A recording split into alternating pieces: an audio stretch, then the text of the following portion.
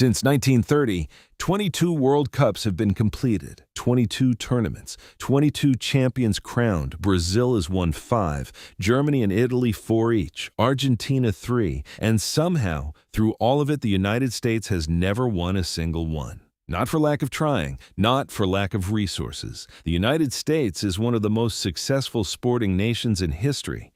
It dominates global competitions in basketball, athletics, swimming, and countless Olympic sports. And yet the sport that captivates most of the world remains the one prize America has never claimed. Football, or soccer as Americans call it. But in 2026, something is different. The World Cup is returning to North America. The tournament will feature 48 teams, 104 matches, and millions of fans from every corner of the globe. For the United States, it represents the biggest opportunity in the history of American soccer. A home tournament, a new generation of players, and perhaps the first realistic chance to challenge football's traditional powers. This is the story of why the United States has never won the World Cup, and why 2026 might be the closest they've ever come. To understand where America stands today, you have to go back to the very beginning. The year is 1930, the first FIFA World Cup. Only 13 nations participate.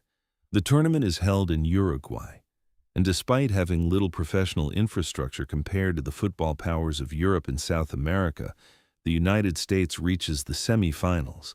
They are generally recognized as finishing third. To this day, it remains the best World Cup performance in American history. For most countries, a result like that would become the foundation of a football dynasty, the beginning of something larger. Instead, it became an outlier, a result that would never be matched for decades. Then came 1950, a moment that should be remembered far more than it is. England entered the World Cup as one of the most respected football nations on earth. The United States entered as massive underdogs. When the final whistle blew, America had won 1-0. Even today, it remains one of the greatest upsets in World Cup history. But unlike most famous underdog stories, it didn't launch a golden era. It became a footnote. The United States would not appear in another World Cup until 1990. 40 years passed.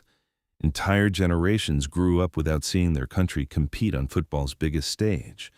While the rest of the world accelerated, America fell behind. The reasons are surprisingly simple. In most footballing nations, soccer is the sport. The best athletes play it, the biggest crowds watch it, the greatest dreams are built around it. In the United States, soccer has always had competition. For decades, many of America's most gifted young athletes pursued basketball, American football, baseball, or track and field.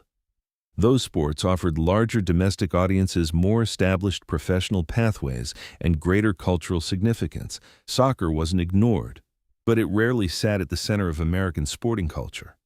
There was another challenge: development. In many countries, talented children are identified early and brought into professional academies regardless of their financial background. In the United States, youth soccer often relied on expensive club systems, travel costs, tournament fees, private coaching. Critics argued that this structure made it harder for talented players from less affluent communities to reach elite development pathways. The result was a smaller talent pipeline than a nation of America's size should have produced. Then came 2002. For many American soccer fans, this remains the greatest World Cup run the country has ever had. The tournament was held in South Korea and Japan. The United States arrived with modest expectations. Few believed they could compete with the elite nations. Then they shocked the world. They opened the tournament by defeating Portugal 3-2. One of the biggest surprises of the competition. They advanced from the group stage. Then they defeated Mexico in the round of 16. For the first time in the modern era, America had reached the quarterfinals. Waiting for them was Germany, a football giant, a future finalist. And yet, for long stretches of the match, the United States looked every bit their equal. Germany scored first. America pushed forward relentlessly. Then came a moment that still sparks debate among supporters.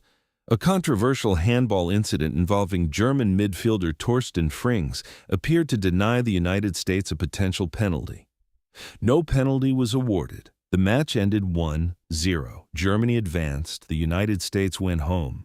And a generation of players, including Landon Donovan, Brian McBride, Claudio Reyna, Brad Friedel, and DeMarcus Beasley, never came that close again. To this day, many American fans wonder what might have happened if that decision had gone differently. The years after 2002 followed a frustrating pattern. Progress, then disappointment. Hope, then setbacks. In 2006, the United States failed to advance from the group stage. In 2010, they won their group ahead of England before losing to Ghana in the round of 16.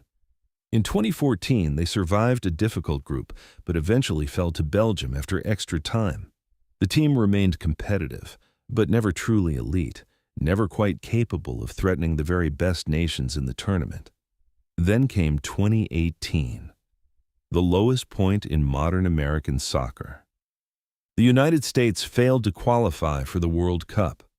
A shocking loss to Trinidad and Tobago helped eliminate them from contention. The reaction was immediate. Fans demanded answers. Former players questioned the system. Executives faced criticism. For a country with enormous resources and growing investment in the sport, missing the World Cup was unacceptable. But failure can sometimes force change. And in many ways, 2018 became the turning point.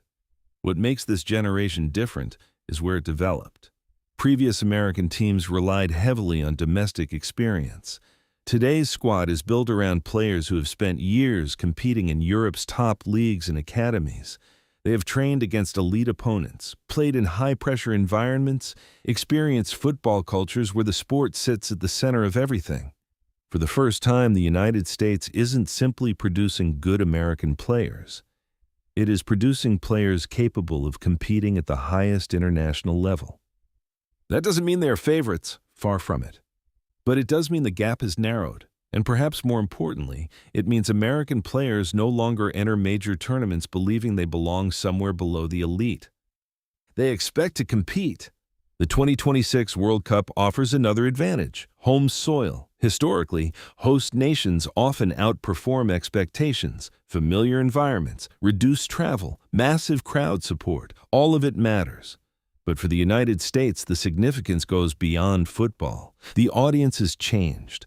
A generation has grown up watching the Premier League, the Champions League, La Liga, the Bundesliga.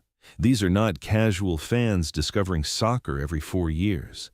They are supporters who follow the game year-round. They understand tactics. They know the players. They expect more from their national team than any generation before them. And they will fill stadiums across the country demanding results.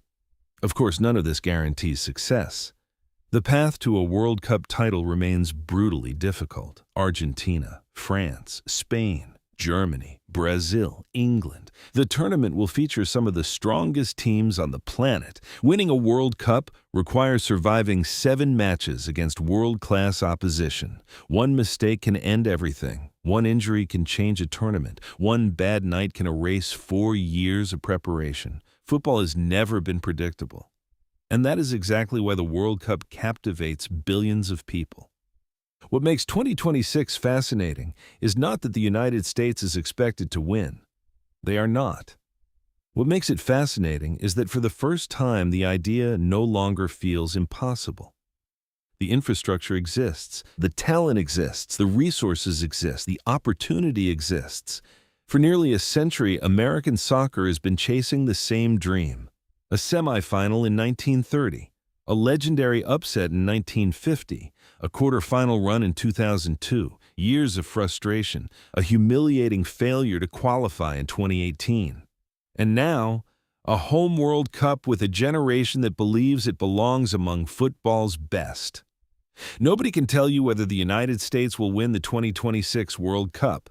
History says it's unlikely. Football's greatest prize has traditionally belonged to nations with generations of success behind them. But history also says the gap has never been smaller. The United States has the players, the infrastructure, the investment, and now the stage. For nearly 100 years, American soccer has been asking the same question. Can we compete with the world's best? In 2026 on home soil, they finally have a chance to answer it, and the whole world will be watching. If you enjoyed the video, subscribe and drop a like. Leave a comment as to what story should be told next. Until next time, see you on the other side of the pitch.